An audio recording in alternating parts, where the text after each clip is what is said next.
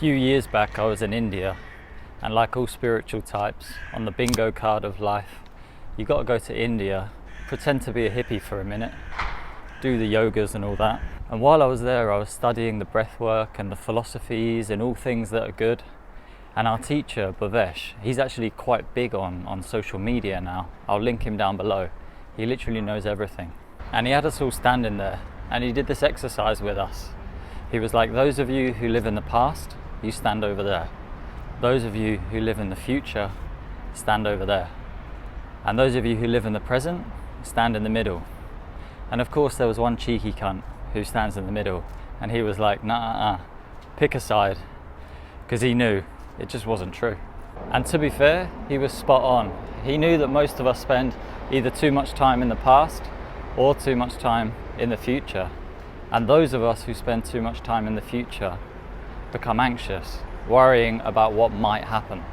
Now, it's all good to plan and visualize your future, all these good things that are going to happen to you and for you, but don't get caught in this trap.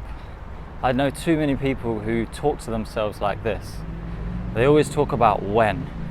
Never say to yourself that you'll be happy when, that you'll be satisfied when, that you can rest when you've achieved this, that or the other, when you've got that new job or that new car. Because instead of being happy when, you can just be happy now. You can be satisfied now. You can be at peace now. And you can also be happy while you're working towards that thing. And you can also be happy when you have it. Once you've got that job, once you've got that new car, driving it around like you stole it. What happened, mate? Pardon? What's going on? I'm just waiting for a mate. You're more likely to be happy when you have it if you're happy while you're working towards it and not waiting for the when. Start to be satisfied with or without. Otherwise, when that when comes, the satisfaction's going to be super short-lived, because you're never happy in the moment. You're anxious about the outcome, living in the future. Living in the past can be even worse, because we've all said stuff, we've all done stuff that we're embarrassed about, chances that we should have taken, chances that we did take and didn't like the outcome. Oh, that's even worse. Living in the past, we basically end up depressed, dwelling on guilt, regret and loss. And it's definitely not as simple as just snapping your fingers and being present all the time. Otherwise, I think I'd be enlightened by now. But sometimes you can just take a deep breath and spend some time in the present moment. See that it's not all so bad, especially when the sun's shining.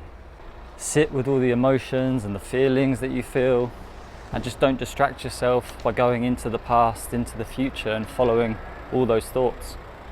Sometimes being present can help you to stop yourself from doing all that shit you don't really want to do. And if there is shit you don't want to do but you have to do it anyway, like going to school, going to work, certain meetings, being around certain people, because we all have preferences, and it's okay to like certain people more than others, to like certain foods more than others, clothes, whatever it may be. But when you're stuck around these people, or you're stuck in situations that you can't really escape, you might as well make the most of it. What's the point being salty and just bringing down your attitude, having a bad attitude about it? So when we're stuck in a situation that we don't want to be in, and we're being negative and salty, we're wasting our own time. We might as well enjoy the moment, make the most of it at least. Look for some positives and try and be present. Life ain't so bad.